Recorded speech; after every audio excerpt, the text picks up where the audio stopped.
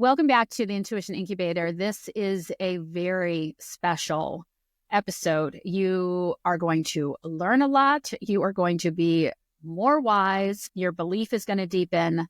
I highly, highly recommend you listen to this episode. I have with me Suzy Miller today. Suzy is a visionary speaker, multidimensional communicator, integration specialist, and the author of the groundbreaking book, Awesomism, A New Way to Understand Autism. A former pediatric speech-language pathologist and the founder of Blue Star Education and Research, Suzy collaborates with scientists, educators, therapists, and inventors of new technologies. For nearly 3 decades, she has mentored professionals and parents on how to support the integration of vibrationally aware individuals, including those on the autism spectrum. Suzy is a frequent speaker on podcasts that focus on evolving consciousness and the unique contributions of individuals on the spectrum to human evolution. Currently, she offers 6-week and 6-month classes designed to support integration, as well as monthly energetic balance sessions to help navigate these transformative times. Additionally, her New World Portal community is rapidly becoming the go-to source for understanding and embracing the new human experience. Welcome to the show, Suzy. Thank you for having me, Abby. So just reading your bio got me all excited all over again about having you here because we are so well aligned. I would love for you to start by sharing with the listeners your incredible story of, would you call it awakening? I'm not sure how you refer to it, but share that story. Yeah, kind of an awakening / oh my goodness, what's happening to my life kind of experience all rolled into one. But yeah, so I was a pediatric speech language pathologist. I had been since 1986 when I graduated with my master's degree. But in 1999, I met a child diagnosed with autism that was really destined to change my whole reality and put me on a brand new trajectory. And basically on that day, I went to meet him in his daycare center. And he was walking around and he was saying, "It's the millennium, it's 1999. And in 1999, the incidence of children diagnosed with autism was 1 in 10,000. So we had no training in 1986 in my master's program or anything like that. So I'm looking at him through the eyes of a speech pathologist and thinking, cute kid, but a little bit odd, a little different. But he walked right up to me in the daycare center and made direct eye contact with me. And he said, "Master." And when he said master, I had some kind of weird sensation run through my body, like a cascade of something run through my body. And I remember thinking, like, who's the master here? What just happened? And I took him to the back of the daycare center to work with him, had no idea what to do with him, really. I mean, in all honesty, I just didn't know. I just knew that I needed to develop a relationship with him and get to know him. And so I sat with my back against the door and just let him walk around in this room. But as he was doing that, he's still saying it's the millennium, it's 1999.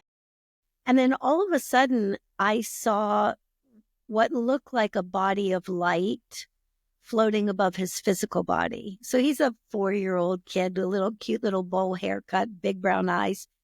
But there's this body of light. The body of light that was above him, there was a tail that was hanging off the foot, and it dipped right down into his physical body. So it looked like the only connection between the light body and the physical body was this cord that was dipping down into his heart space. I had no idea what I was seeing. I had never seen anything like that. I'd never really seen anything, energetically. So I kept rubbing my eyes, trying to get it to go away. And it wouldn't go away. So I did what I think anybody would do. I was like literally going like, 1, what's wrong with me? And, what's going on in my head? And 2, what is that? Like, what am I seeing? And when I said, what am I seeing? I heard this little boy's voice in my head. And he said, "That's my light body. You're here to put my light body back into my physical body." And I had no idea what he's talking about. I had no idea what he meant. But basically, from that moment forward, he took me on like a year-long process that was both extraordinary and unnerving and everything else. But at the end of that year-long process, he basically told me what to do. I would do it. And at the end of that year, he was completely verbal. I mean, communicatively verbal, purposefully verbal. Where he had not been. He wasn't at all. No, he was saying weird things like it's the millennium, it's 1999, but nothing that was like functional communication, like no relationship building kind of communication that, somebody that was more neurotypically developing would have. He just didn't have that until the year was up. Wow. How did you know when you heard that voice, you trusted it? I mean, you trusted that this was this boy's voice. How did you know? Like, what made you trust it? Yeah, I think I trusted it honestly because I had literally just asked. If I hadn't asked the question and I just heard the voice, I might have dismissed it. But I think because I literally was like, oh my God, like I need help. What's going on right now? It's, what am I seeing? The minute I asked that question and I got an immediate response, it was very clear to me, for whatever reason, that something very out of the ordinary was taking place. And I think that just made me much more attentive. I still didn't know what the heck he meant, or why he thought I had the capacity to support him in that integration. But he clearly knew something about me that I didn't know. I would find that out over the years that followed, more about that capacity, but that was kind of it. Yeah, I mean, I think the only reason I knew it was I should listen is because I just asked. Yeah. So how did you get him to start talking? Like, what happened? Because you're saying that he told you what to do, basically. And you had no experience with this before. You had been just classically trained speech pathologist. So you're doing the regular clinical stuff. Now, all of a sudden, how do you know what are you doing with him? What's he telling you to do? He's so coming to me in dreams.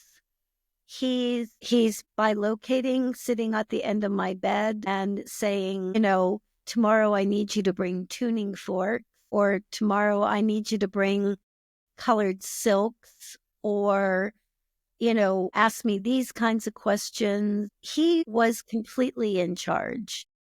All I was doing was I was just following his guidance. And I think because it was so extraordinary, again, it's like I had so many skill sets that were opening up within my own consciousness during that year in order to be able to follow his directives, that it was just such a wild and fantastical kind of ride that it kept my attention, quite frankly.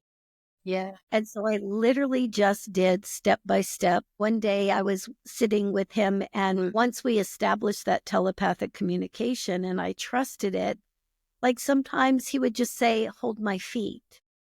And I would put my hands on his feet. And as I was put my hands on his feet, all of a sudden he'd show me all this energy moving in his body. And I was like going, okay. And then I'd get a little bit nervous about that and I'd let go of his feet. And then I'd watch the energy rise back up, or one day he asked me to bring colored silks or like colors, right? And my children went to a Waldorf school at the time. So I had these big colored silks. And so I would bring them and I would hear him telepathically say, lay it out on the floor. And we would sit on it and I would watch something happen to him energetically because he sat. And then every now and again, I would go back to trying to be a speech pathologist. And I would, I was always bringing all the things that I thought I should, vocabulary development and, relationship building and all this kind of stuff that I would do with any other child. I was showing him pictures one day of cards, farm animals, right? Just see where his vocabulary was. And he kept saying, I can't do it that way. Put the silk over me. And so I put this big red silk over both of us. And I'm like, we're in a tent, like turning the cards over. He would identify every single one of them. Wow. If I had them laid out underneath the silk. So then he would start telling me about the vibration of color. And that happened to be a red silk. So it was more grounding. So he could be more, so it was just, yeah. And this isn't one off, right? So then you went on and have worked with many, many, many kids like this and understand that autistic kids are really trying to connect us with a higher energy. Yeah. So that very first year, that when I met Riley, my husband at the time was building me an office in our home so I could have a private office off of our house. By the time that was done, I had a full-time energy practice or healing practice, of integration practice. It never saw one speech pathology client in there. But what started happening is that all of a sudden I kept getting many more kids on my caseload that were autistic. They were finding me in all kinds of different places. I started talking about it at the Waldorf school where I was, so there was a lot of interest there as well.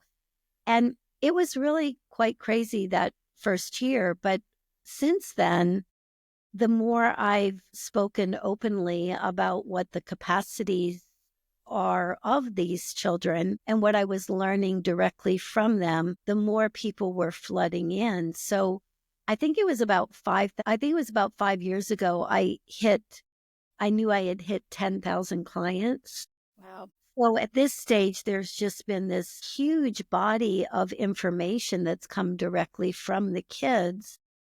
And they're all telepathic. They all talk about the same thing.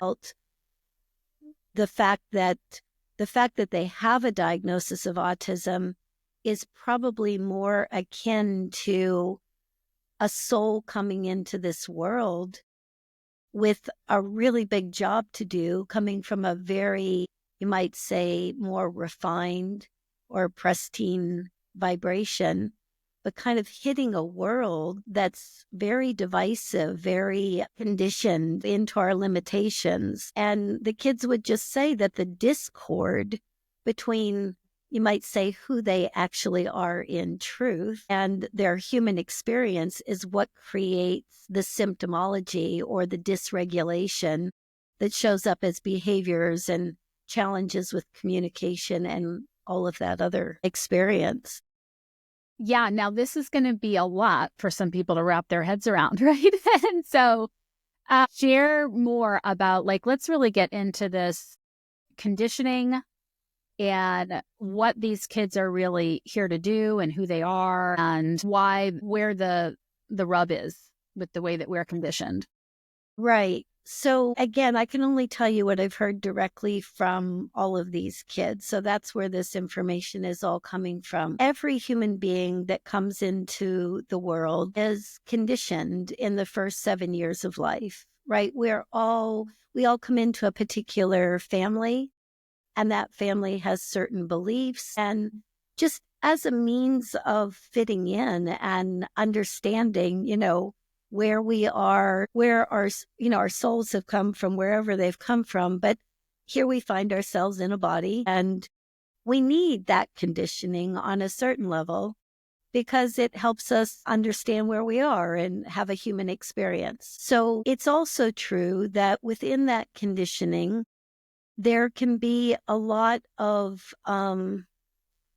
low vibrational kinds of experience, a lot of trauma and drama, and a lot of that experience goes down from one generation to the next through no fault of anybody in those generations. But we have a tendency to repeat patterns, down through the lineage. Then you have all of these souls that start showing up that are, you might say, their collective intent is to help to heal some of those challenges, some of those traumas and dramas that have gone down through the lineage. So they come into a particular family, and most parents of children diagnosed with autism will tell you this. Even when the mother is pregnant with this child, she's already starting to go through some changes. Some of the patterns that have been present in her life for quite some time, maybe even some of the earlier traumas, they start coming to the surface again, right? They come to the surface because this soul, this energy is already helping to move that, to make us more aware of it, right? And on the one hand, you've got this whole collective soul group that's coming in to help shift humanity's consciousness. It's helping to up-level us, help us be aware of what we haven't been aware of through our conditioning. It's also part of the reason why, if you look at these kids, they kind of look like they're up and out, right? They don't look like they're quite connected to their bodies. Sometimes they're not paying attention or don't appear to be paying attention to what's going on in the physical environment. Like, Right. like they're interested in other things. Well, from what I understand, part of that has to do with the fact that these kids are going to stay connected with the higher parts of their vibration. They're not going to come into the lower parts of their vibration because they don't want to be conditioned. Mm. They don't want to just pick up the lineage. And if they're not here to pick up the lineage, that's another way to help transmute that. They don't want to be separate like we are. Yeah, they don't want to be conditioned out of who they actually are. Yeah. And so they kind of stay up and out. The really beautiful thing is when parents, professionals start to understand this, and when we start to do some of that inner work, when we start to nurture our own inner children and we start to integrate or heal some of those aspects of ourselves, it is not uncommon for the kids to start losing some of their behaviors, start increasing their communication, however that communication might come about. But if we think about it as two different frequency bands or energy bands that really need to come into coherence with each other in order to connect, communicate, co-create. So what's an example of that? Like, what's an example of when this kid came in to heal a parent and that meeting of the energy? So again, I can speak to this from my own personal experience too, because it's not just the parents, it's all the professionals they work with. It's anybody who is open, you might say, they're going to work with them in this way. But I tell parents all the time, okay, you have a child who is literally banging their head up against the wall. They're frustrated, they can't communicate, they're irritated, all of that. So they're literally banging their head up against the wall. Most of us look at that and say, how can we get our kid to stop, right? We don't want him to hurt himself. It's natural. What most people don't consider, however, Abby, is that if the parent in that moment will do whatever they need to do in order to, nurture and support their child as they would, help back them off from whatever that might be in the moment. But if the parent will also then turn that energy around and say, in what way am I beating my head up against a wall? And in what way am I feeling frustrated, irritated, overwhelmed? And any parent who has one of these kids 24/7, you are going to hit those moments frequently, probably. It's very challenging. But the moment that we take the behavior of the child, say, this is exactly what's happening, and then turn it around, not to blame, not to shame, But just to bring awareness, it's like, well, where am I beating my head up against the wall? How does that feel? Can I have a little bit of love and compassion for myself? Or am I just going to make myself wrong for not being able to figure this out? Yeah. Right? The moment that a parent can really go back and kind of go, damn, this is hard. This is really challenging. Yeah. I'm not even sure what to do. The minute that that authenticity is there, they've already just smoothed over or healed or nurtured that part of themselves that's overwhelmed by the situation. I've seen so many kids, just this one technique alone, Abby. I've seen so many kids lose behaviors that were driving everybody around them just crazy because the behavior is more of a opportunity to see a part of ourselves that's not healed, right? And again, no way blaming or shaming any of these parents because quite frankly, professionals and medical people and do this all the time with this population of parents. And it's not true. What's true is you have a soul that's come into your family that's attempting to help heal and integrate the whole family. And as we do that ourselves, they find it easier to be here. To do it right. Oh my God. Okay. Yeah. I love so much about this. Yeah. And to your point, like I think that's such a hard thing, whether parents, whether you have an autistic child or not, but I mean, I hear this all the time. It's like that blame and shame, that self-blame and shame, what did I do wrong? Blah, blah, it's so damaging. And that's the part that I think a lot of us in the higher consciousness community even misses because it's just that part goes unconscious. We don't hear that you're doing that to yourself. And what you're saying is that in this very literal sense, the parent maybe figures out how they are beating their head against a wall, how they're not being compassionate themselves. And then the child stops beating their head against a wall because they're here to be a mirror. And right, like, isn't that everything? I mean, isn't that like, we don't need an autistic kid to just look at whatever's happening in our life and say, like, if someone cuts us off in traffic and gives us the finger, Yeah, it's exactly, this is it. It's what people are not told as children from the get-go.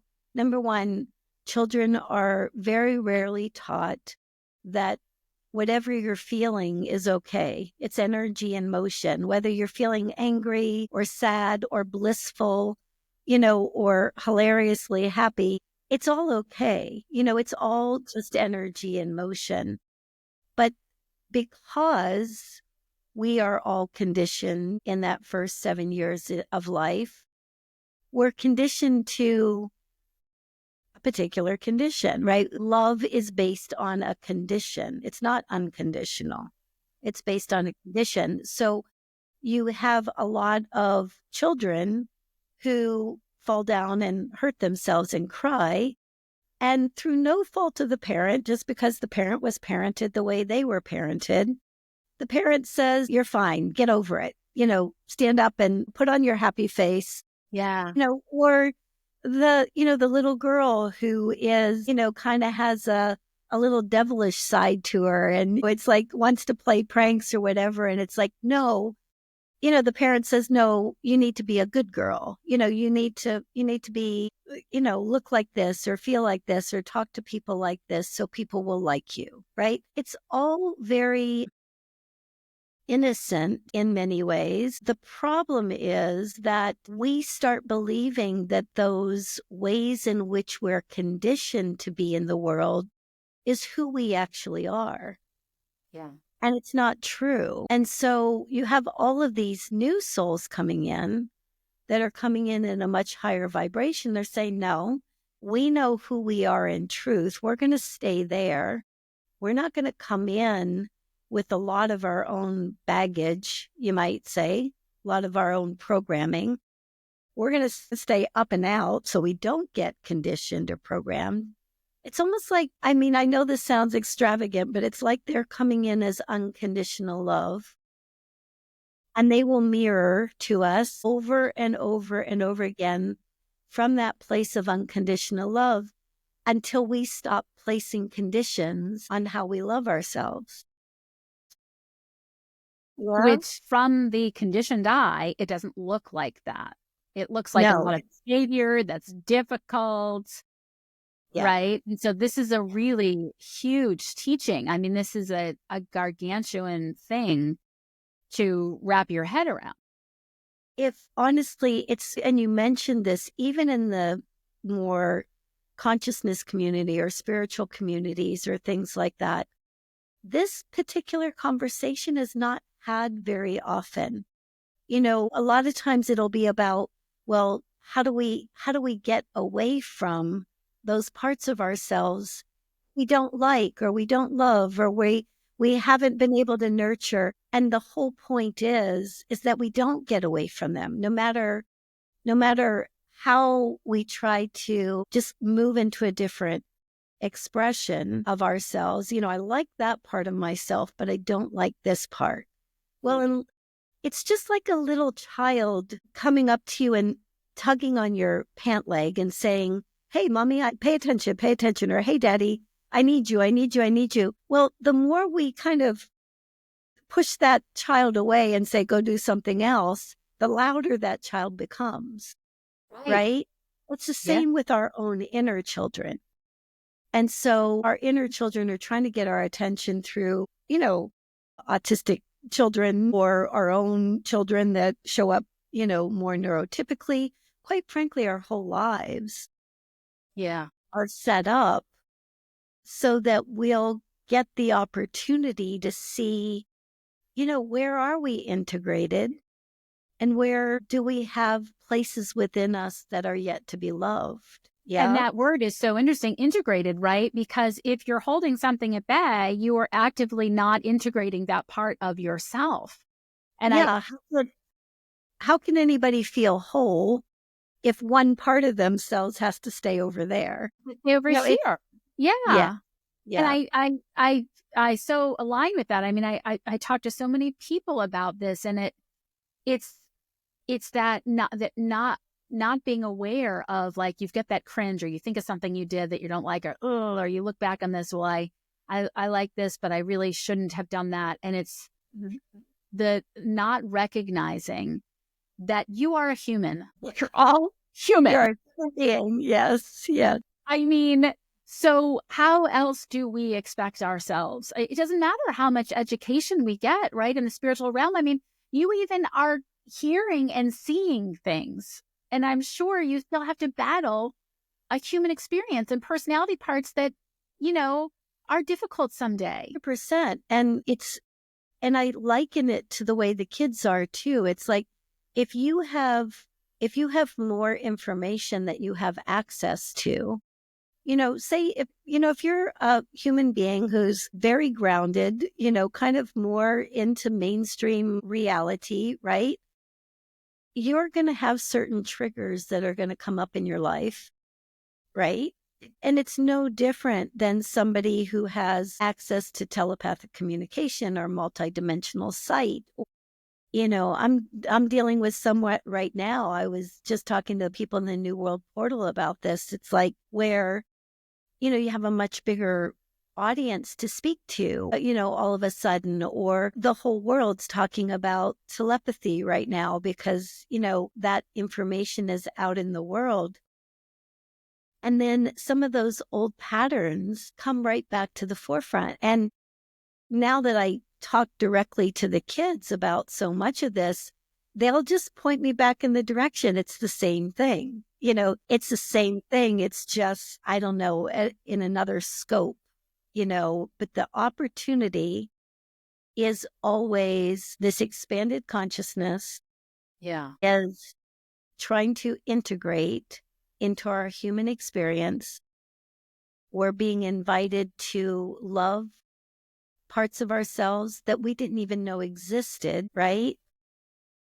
each expansion is going to bring us into a new aspect of ourselves or dynamic of ourselves. But the opportunity is still to love what hasn't been loved within us. And as far as I can tell, these kids are doing this all day, every day. I mean, that is trying to get us to integrate, trying to get us to love ourselves, trying to get us to become aware of our emotional beings. Yes. And yeah, embrace them. The first thing, Abby, I was so frustrated at the beginning because, you can imagine you've got parents coming and saying, what do I do to quote unquote fix my kid? It's like, well, let's start right there. What if your child isn't broken? What if your child is having a different experience? What if you're seeing your child through the lens of needing to be fixed because there's some aspects of ourselves that still feel like they're broken, And can we have compassion for that? So I asked the collective consciousness of the kids at one point, said, give me basics. Like, tell me, where do I start? What do I say to your parents? And they said, first things first, we don't care how our parents feel. We care that they know how they feel. Because if you know how you feel, then you're present to it, right? Then it's like we're not just pushing it away. It's like, and they would say, just be authentic. Like if you're having a crap day as a parent, then say, honey, I'm having a crap day. It's like, this is really hard. And for parents of kids on the spectrum, I mean, we know just as parents of, typically developing kids. I mean, I had 4 daughters. I locked myself in the closet a lot, regroup, kind of thing. So, but if you have that on steroids because you have a child in your midst who sees, hears, knows everything, that's a lot. That's a lot to deal with. So the kids said, just start with, say what's true, say what's real, say what's authentic. If that is, let me just ask, because, for a lot of parents, like what's real and true and authentic is in that moment. They're feeling like, I don't want a kid with autism. I didn't sign up for this. Like, let's talk about like the real, because this is what we're afraid of, right? These ugly thoughts or what we think are ugly thoughts and feelings. And you're saying these kids are like, it's all good. That's okay. They hear it, see it, know it anyway. Right. I mean, it's like there's not these souls are vibration first. They're picking up the vibration, they're picking up the thoughts. I mean, we've got research now that says, they're telepathic, they're reading minds, they're doing all kinds of things. So this is the point. We can't hide anything anyway. And so doesn't it make more sense to move into our vulnerability? I've watched more parents when we kind of really coach them through that moment where you literally say out loud, I have no idea what to do. I feel like I'm falling apart. My nervous system is ravaged.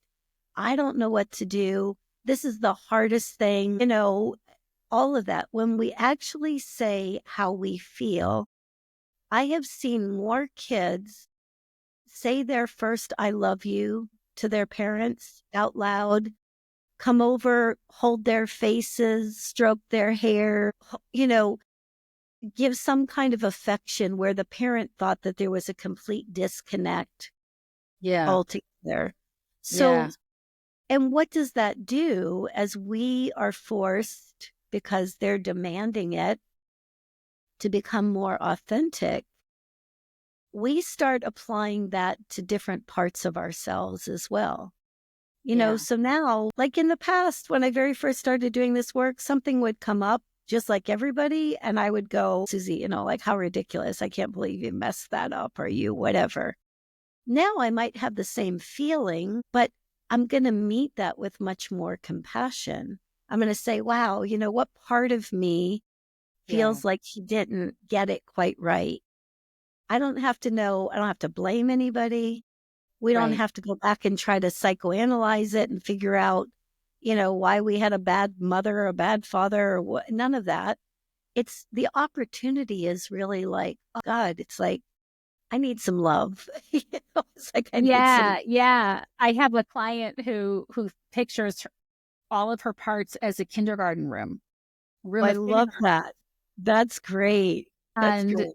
it was so great, because what I like to think of it as, I think of, wow, how sad that part of me must be, like how painfully insecure or how difficult it must be to like fear or to feel that on that Yeah. level, right? And Yeah. that's really all it is. Yeah. I like to ask myself in this similar situation, it's like, how old's the one that's feeling that way? So, the child is showing us like utter frustration, right? And we turn that around and we kind of go, okay, what am I feeling? Where am I feeling frustrated? Or how old is the one that's frustrated? More often than not, when we ask ourselves those kinds of questions, one, we're getting back in touch with those feelings. And two, sometimes the first number that comes as far as an age, it's usually between birth and 7. There's just something about that. When the kids gave me that practice, I thought, wow, it's like I'm a 7-year-old right now, or I'm a 3-year-old right now. That energy that's coming through, that's not my adult Susie self. That's my little girl self. She needs something. Yeah. If it was any Yeah, other kid, we would give right. it to her. You would Yeah. give it to them. And I think the piece that is so important to be aware of is if you are coming to that with guilt or shame, you're still identified with that part.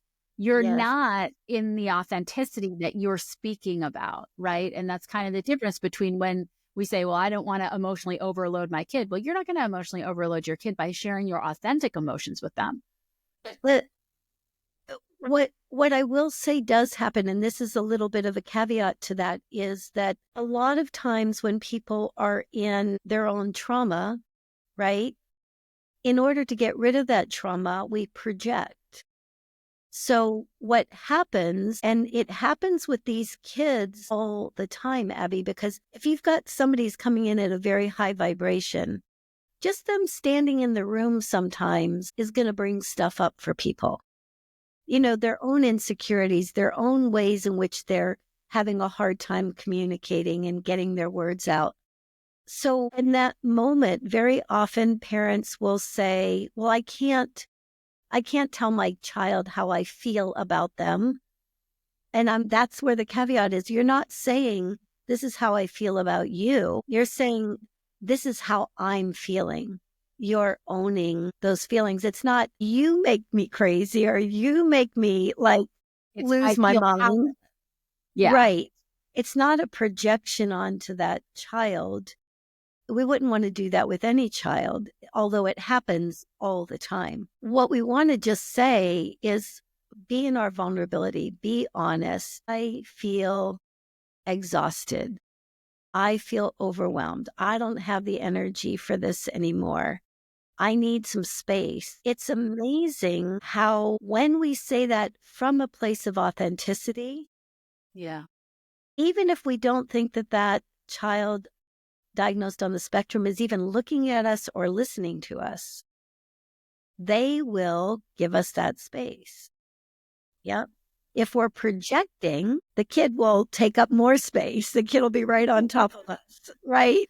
We Yeah. have that way of monitoring whether it's projection or, but the most beautiful things I've ever seen happen between parents and children, especially kids on the spectrum, is when that parent just goes, can't do it. This is way too much.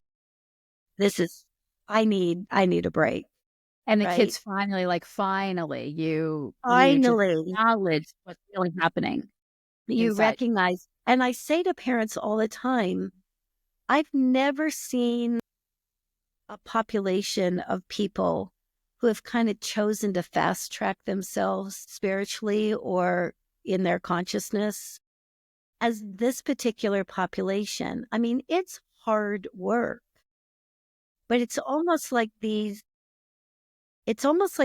families have agreed somewhere along the line, we're going to be the ones that are going to break up the lineage. We're going to break up these patterns. And when we're looking at where we are in human history right here, right now, with this big expansion of consciousness, we're waking up to all kinds of things right now.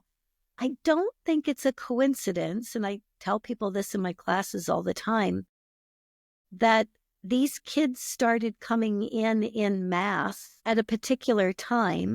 And through my lens anyway, what if they came in mass, the consciousness that they hold started to build and started pulling up some of our shadows, so that now all of a sudden we can see things that we haven't been able to see before. And how do you see that it reflected in society? How do you see that in things that people... I'll tell you how I see it, and I'll tell you exactly what the kids said about it, right? Okay. So go both directions.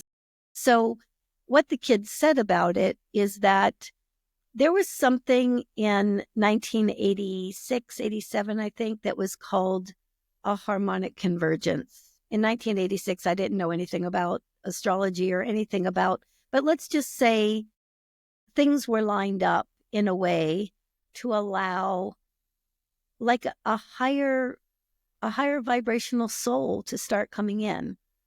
So the kids basically said that these souls answered that call, right? So 1986, we had a few kids, like 1 in 10,000, right? And then you go further and further, and now it's like 1 in 43. So it's just kids with autism. 1 in 43 kids have autism. Right. Yeah, right. Yeah. It's that can't be a coincidence that it goes from such a small population to such a big population. And there can be we can have a discussion about that in multiple layers or realms.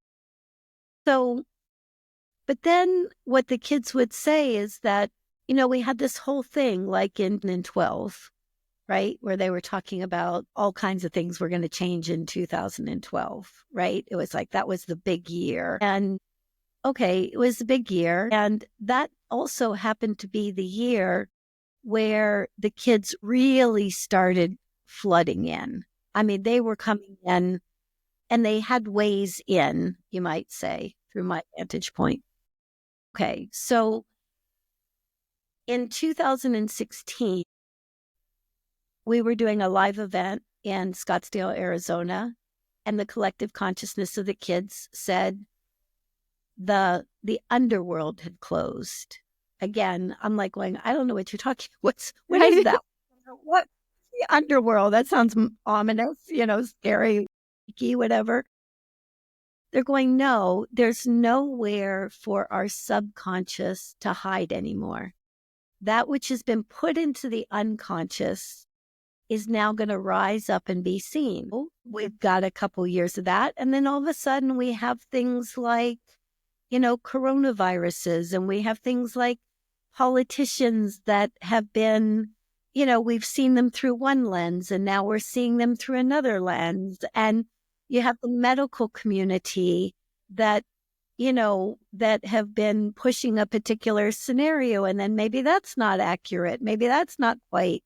Yeah. And then all of a sudden I just asked, it's like, okay, all of you, but what do I need to know here about how this is all the unconscious or the subconscious is coming to the surface? And they said, take a look at what has transformed since we started showing up in mass. Okay. Right? So I was like going, okay, so, back in 1999, I was vaccinating all my children, right? It's like, that's what a good mother was supposed to do. As these kids start showing up, now all of a sudden we have a question mark around that. We have more people doing more research, and where does that fit in? So that whole medical realm started to shift.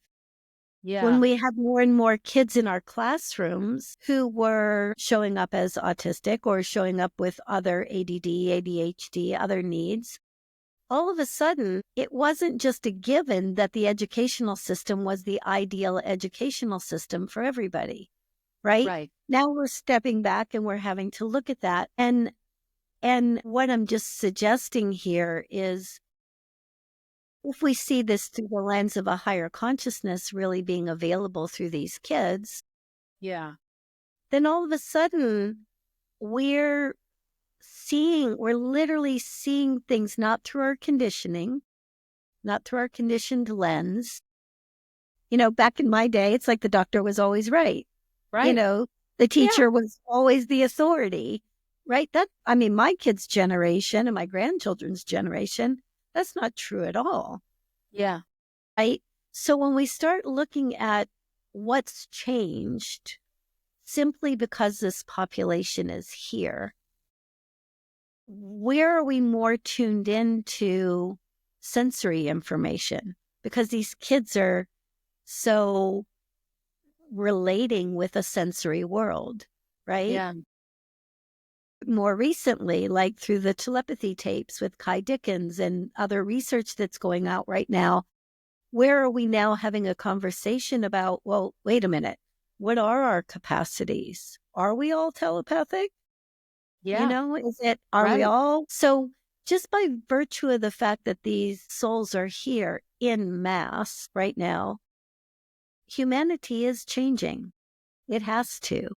It's funny. I mean, because you say that, and I've been saying, like, I felt like a higher consciousness is coming to us in the least way you'd ever expect. Okay. Like when you look at what's happening out there, I would be like, maybe this is actually a function of higher consciousness. That's why this is happening politically and all of these kinds of things. Right. But speaking to the vaccination thing, right? Because I mean, if you're going to look at this from a very 3D Hmm. lens, which a lot of people do, and they would say, okay, well, we went from giving, 5 vaccines to 800 or whatever it is. 36 in the same time frame. Yeah. Oh my gosh, we have all these kids with autism now. And then you have people that are saying, well, that's completely unrelated. And then you have people saying, well, it's got to be related. But what does that mean for, because what you're saying is these kids came in with autism to raise our consciousness. They are vibrating at a higher frequency than we are.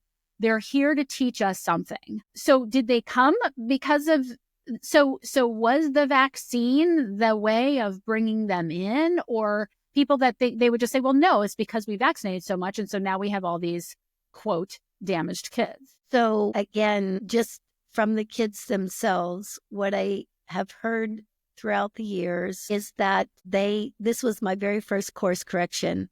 We came here with awesomism. That's why Awesomism, the book, is named Awesomism, A New Way to Understand the Diagnosis of Autism. We came here with awesomism. We came here with a capacity that most of humanity had forgotten or had not yet grown into, right? So that's the vibration. So they get here, and anything that is not of that vibration has a tendency to create the characteristics of autism, dysregulation, no speech, right? So Okay. all of those. So you have all these, let's say you have these high frequency souls coming in. They start rubbing up against low frequency experiences. Yeah. The kids also always say it's not simply what is created, but it's the consciousness with which it's created that impacts us. So when I asked them about vaccines, like let's just lay this one out on the table. When I asked them about vaccines, there were many kids that said, yes, the vaccine was a trigger point for that high frequency that they were coming in as not being able to be fully embodied. Right? It was like Right. was Without divisive. it, maybe they would have been okay, but with it, it was sort of Maybe, yes, more of the yeah, edge. right. Okay.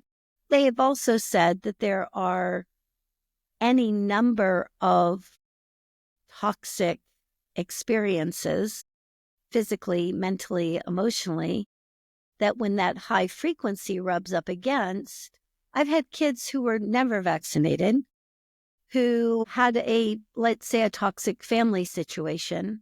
Yeah. And they were verbal, they were communicating, they were doing just fine. And then something tragic happened. Yeah. And in that moment, soul kind of goes back up and out a little bit and says, I'll stay here instead of, right? So that's why I was saying earlier, there's so many layers to this. But I think what's important to understand is that the very fact that we're having this conversation about vaccines right now is because these souls are here. They're like canaries in the coal mine. Yeah. It's like we're coming in at this vibration. We're going to show you everything that humanity might want to reconsider or might want to take another look at again. Yeah. Regarding what's good for an evolving humanity. You look at these kids, a lot of these kids are, detoxing. Their parents are helping them through diet and they're going through a detox. Well, okay, as an evolving human being, maybe we want to detox too. And that's why I'm saying maybe it's not about just quote unquote fixing them. Right. Maybe they're, as the canaries in the coal mine, coming in at a much more refined state. They're showing us on all these different levels. Yeah. And the beautiful thing is that obviously, I mean, that's a lot of information, right? There's a lot of components to this. But let's say you're at home working on diet with an autistic individual, and I'm at home working on emotional integrity, and somebody else is working on, bringing awareness to the fact that there are these other capacities. The beautiful thing about this population, Abby, is they really are all one. They're demonstrating that to us as well. Why are they telepathic? Why can they connect with their parents? Why do they read minds? Well, because they're not separate. Yeah. Yeah. They're demonstrating to us there is no separation, right? So the beautiful part about that is while you're doing your part somewhere and I'm doing my part somewhere and, Kai's out doing her part somewhere, this is being brought into collective human consciousness. We are raising our collective human consciousness by each doing our little pieces of the puzzle. Gosh, that's so beautiful. Do you have time for a couple more questions? Sure. Yeah. Yeah. Yeah, that's this. They are here to remind us that we are one, And they are able to, I just want to reiterate this for listeners, and they are able to communicate telepathically because there is no separation. You can read a mind. If I'm in your mind, you're in my mind, there's no separation. Yeah. And when we can vibrate at that frequency, we can experience that. But we are Yes. so dense here on Earth that we struggle to do that. So a few more questions. One is, you mentioned ADD and ADHD, and I just wonder, your take on that with, because there is an explosion of that as well, right? And can that be seen the same way? And there's such a focus on fixing, and just throwing some medication at it and trying to get them to sit still and, all of these things. Right. How do you see that? Well, biggest picture, I see that ADD and ADHD, those were kind of the diagnosis of the decade before autism, right? And so to me, it looked like those souls that were coming in, that were getting those kind of diagnoses, were really bringing our awareness into what we were attentive to. Like the kids would say, ADD is attention in different dimensions. It's like I can't stay focused on this mundane stuff happening in the school, which it really feels like it has nothing to do with really helping me to be who I came here to be, right? And so their attention is in some other realm, in some other reality, right? And then instead of saying, well, why aren't you attentive to this world? What else would you like to teach us? What would you like to show us about that? Yeah. More often than not, back in the decades where those were the diagnoses of the decade, we were just trying to put them back into the box, Right. right? Right.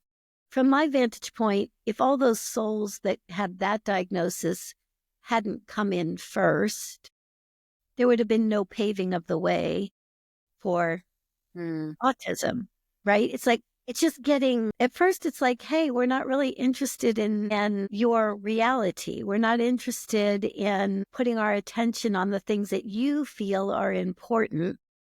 Our Right. attention's going to be somewhere else. And sometimes ADHD, attention in different dimensions, but almost like at a hyper speed or, like outside of time, right? Yeah. So vibrationally, that's the way it looked, or energetically, that's the way it looked. Have them come in, and then you've got all these souls that are going, okay, now we're coming in for the deep dive, Yeah. autism. Again, canaries in the coal mine, and I hope that what happens for humanity now, teachers, educators, medical professionals, anybody who's attempting to support, what I'm hoping is that we start asking more questions Yeah. of these kids and of the population instead of assuming that we know what the answers are. Because we only know what the answers are through a conditioned lens. Yeah. And they're trying to invite us to no, you're more than that. You're Yeah. more than So much of what you're saying is like it's so applicable to everything, right? Just like having everything. more curiosity and less certainty. I Yes. mean, my son, it's funny because, I was so conditioned, with my older kids, it was like, so you're going to go to college and you're going to da, da, da, da, da. And then my youngest has a different physical ability and, putting him into school, he does really well in school, but Yeah.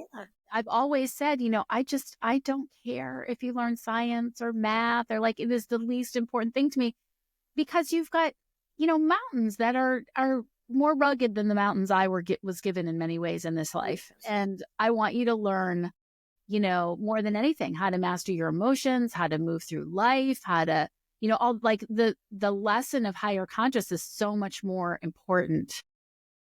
Absolutely. Anybody who shows up differently in the world, whether you're the black sheep in your family and that makes you different, or whether you actually, yeah, me, all of us, I think that are kind of Anybody on supporting this podcast this. we probably can all say that. Yeah, we can relate to that one for sure. But, the kids who are showing up differently, physically, mentally, emotionally, again, it's like, okay, is there something that we can learn from them? Can we assume that there's a capacity there that we must have needed Yeah. in our experience, or we must have been at least capable of being open to? And, and can we start learning from them? Can we start asking questions? And a lot of kids that I've spoken to over the years too, who whether they have maybe they're less focused in their physical bodies, or maybe their bodies physically aren't as adept in movement and things like that as other people's are. When you really start asking these kids about that, they'll say, yeah, you all are very focused on the body. You're Yeah. very focused on the Yeah. way it looks and what it does and what it doesn't do. I actually have the opportunity to be more in tune to the spiritual part of myself, or the higher states of my consciousness, or the way that my mind works, or the way my emotions work. Because quite honestly, somebody else is having to take care of my body, right? That's somebody else's job, right? So, and it's very much like that for kids diagnosed on the spectrum too. It's like the parents very often are taking care of the body, Right. trying to create an invitation to the body to be here, make the body as comfortable as possible. But where are they? Where, if they're not in the body, right? If they're not connected to the body, where are they? And is there something we can learn from that? Yeah. So speak to intuition. How does intuition play into this? And what is your understanding of intuition? It sounds like these are highly, highly intuitive beings.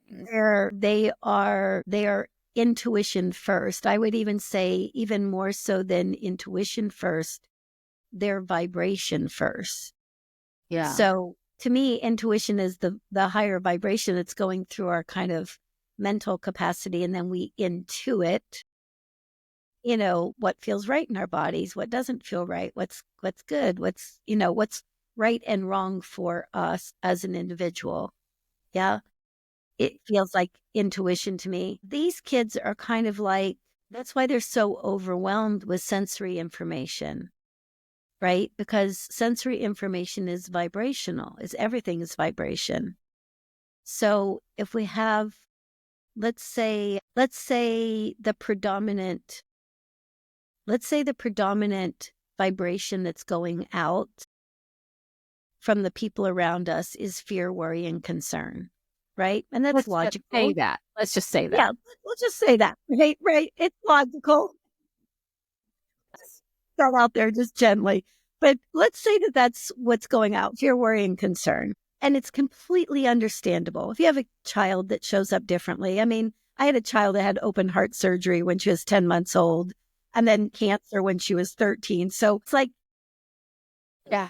any mother is going to go into fear, worry, and concern, right? But if we think about that as a vibration, if we think about that as a broadcast, and you have a child in your midst who is vibration first, Yeah. right? Then all of a sudden, this kid is like, oh, I don't think I want to be here. This is so scary. And is there something about me that's creating fear, worry, and concern, right? And on the one hand, yeah, there is something about the way you present in the world that is creating that. But back to what we were talking about earlier, the minute we kind of go, I'm in fear, worry, and concern. Yeah. I know this. I wonder, where can I be in love, compassion, and understanding? Yeah. I need to fix you. There's something broken about you. Where can I move into? There's a capacity in you that I just haven't figured out yet. Yeah. Right? The curiosity, right? The more that shift from heavier energy to lighter energy, the more intuition, the more we're intuitively connected, the more we shift from heavier energy to lighter energy, the more all of a sudden we have that telepathic communication that we never thought we could have. I love how you're saying that because anybody can identify with that. We all know what it feels like to feel heavier energy. Like this isn't a physics lesson, when you feel heavy and when you feel light. And so I think gave listeners such a really easy shiftable thing where it's like, I'm feeling heavy. Where can I find light? Where, and maybe that's from asking that question, where can I look for possibility? Or maybe it's just from, as we spoke earlier about saying, wow, this part is so afraid and I get it. Like, gosh, she just must be absolutely terrified. And what must that feel like to be that afraid? Right. And you just in that conversation right there, Abby, you literally shifted a vibration, right? Because we also don't have to make the fact that these heavier feelings come up. It's not wrong that they come up. I mean, we're human beings, like you said. It's like any parent is going to be in fear, worry, and concern. It's not what arises. It's what we do with what arises. So if fear, worry, and concern come up and then we beat the crap out of ourselves because we're in fear, worry, and concern, we've just doubled that energy.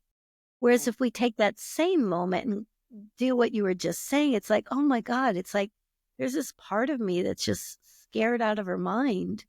You know, it's like she needs some love is a completely different response. We've not now doubled that energy. We've neutralized that energy. Yeah. Yeah. Yeah. And So that makes a huge difference in the big it sounds scope. like it makes all the difference. It sounds Yeah. like when that happens, you see kids Yeah. completely change. Yeah. But it also makes a difference just in then now there's possibility where there Yeah. was none, Yeah. right?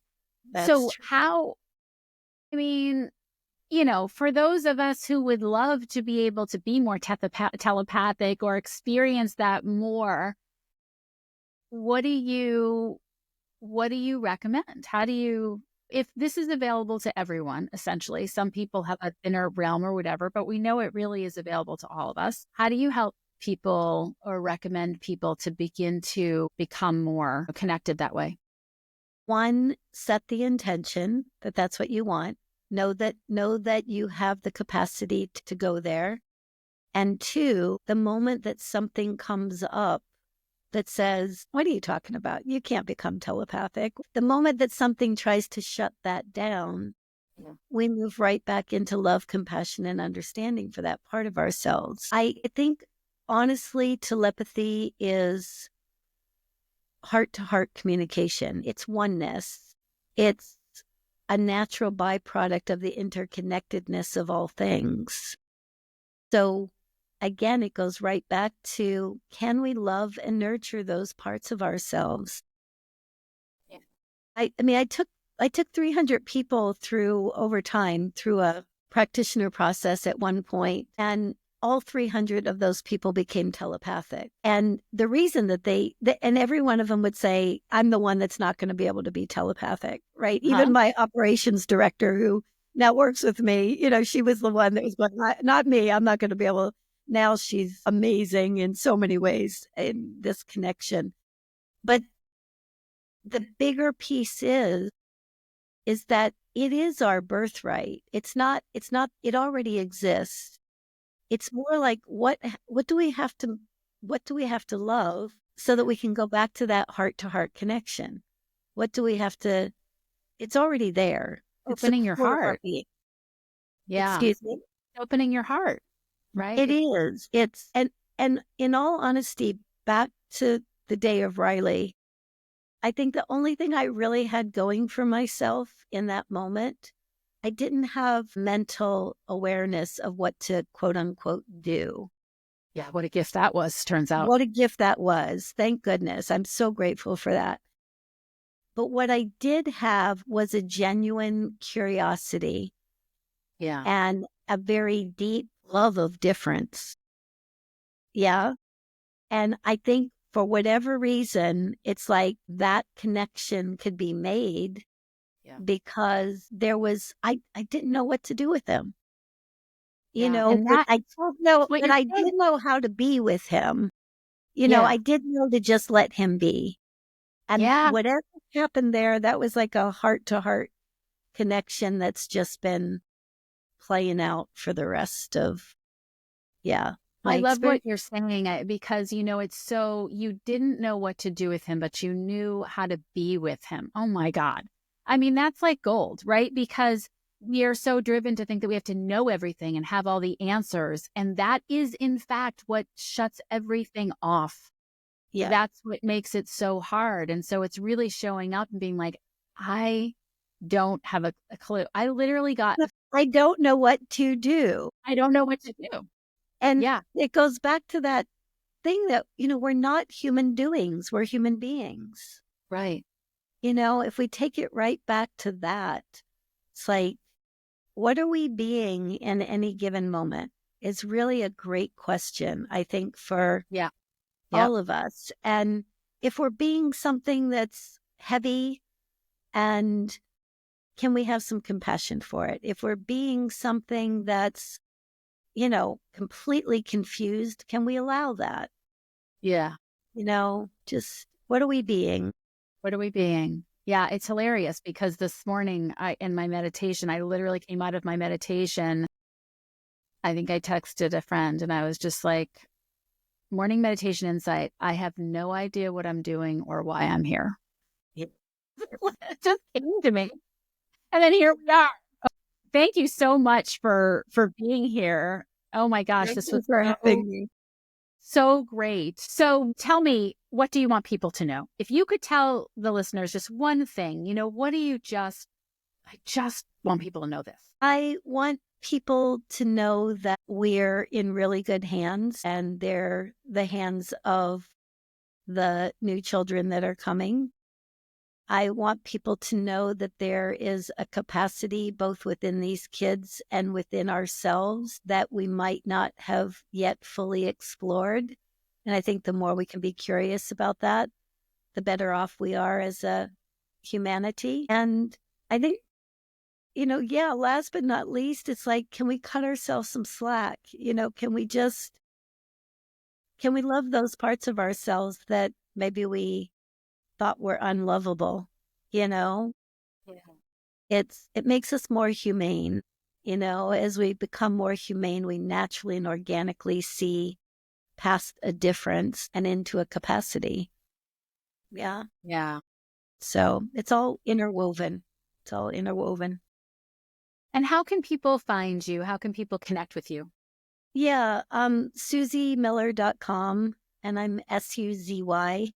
But yeah, SuzyMiller.com is where everything's kind of offered. And we're kind of in this place, honestly, a little bit in flux right now because there is so much more awareness now, which is just mind blowing. Finally, after all this time, it's really beautiful. So if there's something that you're interested in or that your listeners are interested in as far as support that's not there, by all means, email us and just share with us what you would like some support with if it's not already on the website. And we're absolutely in this space of considering what's going to be the most helpful at this point because things are changing again. Awesome. Thank you so much, Suzy, for being here. I Thank you, appreciate Abby. you.